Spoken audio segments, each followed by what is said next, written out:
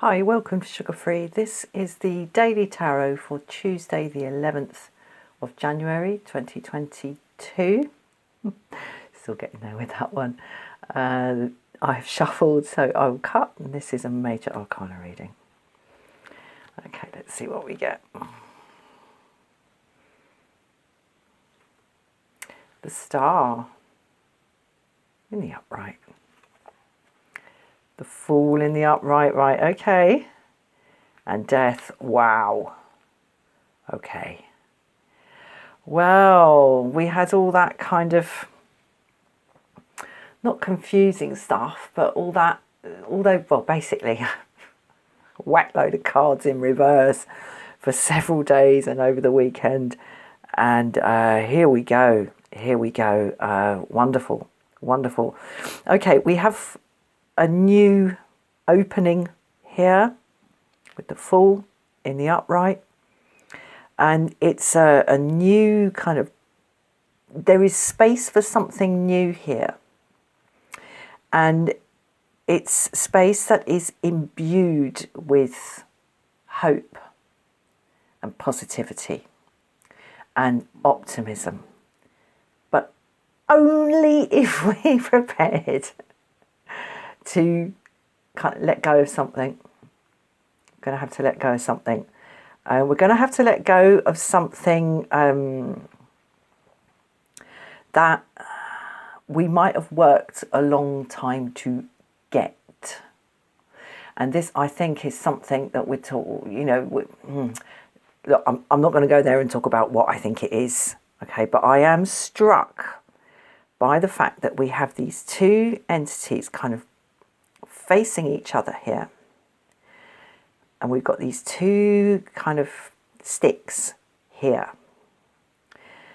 At the foot of the Death figure here, we have all this material stuff, and it's not only material stuff, because we've got books here. So we've got knowledge as well. We've got tools and weapons and jewels and sort of symbols of power, essentially, representations of power. Here we've got this rather annoying little organic life form with a mind of its own. So, and again, the jewels and all the all the wealth here is this little knapsack. I mean, we don't know what he's got in there. Might be a load of gold sovereigns, or it might be a bit of like a few stale nuts and a wrinkly apple and a bit of cheese. We don't know.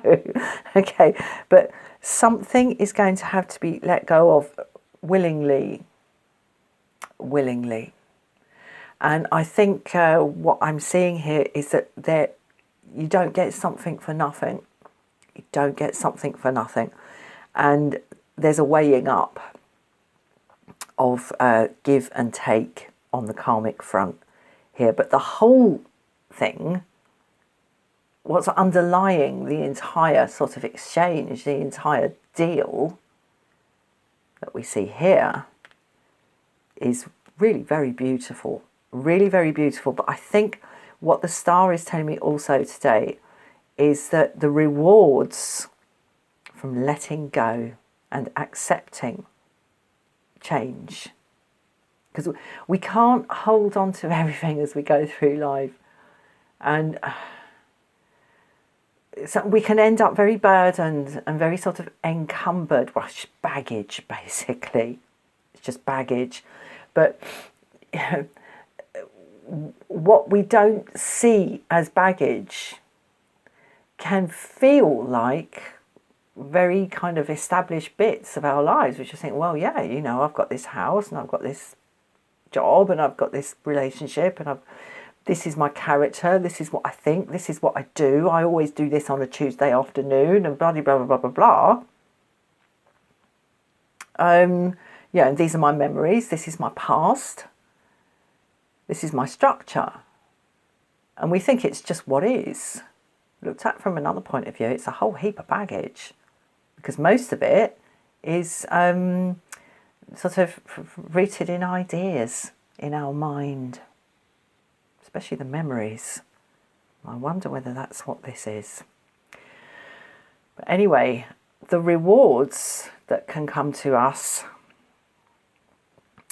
might be rather a long way away.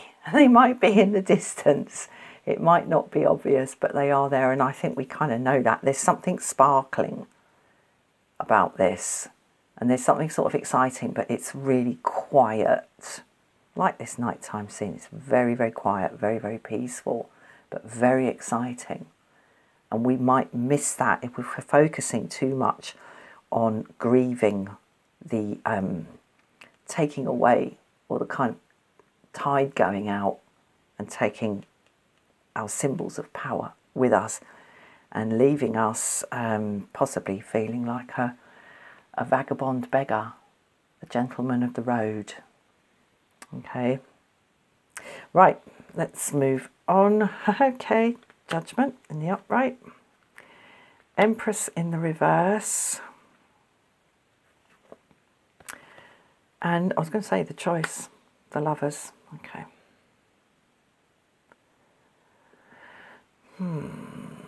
Well, Judgment and the Empress are both in their own way about stuff emerging.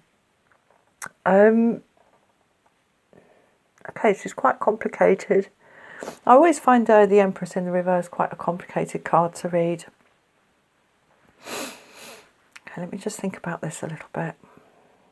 Yeah, because I always just see it as a negative. But maybe it's just a kind of postponement of something, as I was talking about in the Star card, the rewards, or the potential for positivity to come from letting go, being not necessarily within view, can't see them straight away. Okay, yeah, this is quite rich, this triad here, less evident than the first one. So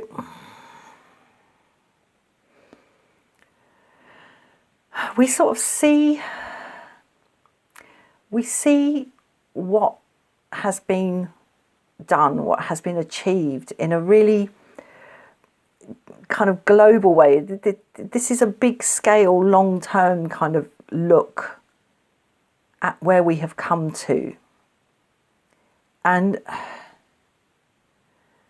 we may feel like we haven't grown, like nothing's grown, nothing's come of this, that the endeavour that we have, but this letting go in the Death card, letting go of these symbols of selfhood and the power that comes with being invested in those things, even just in our sense of who we are and what our life is like.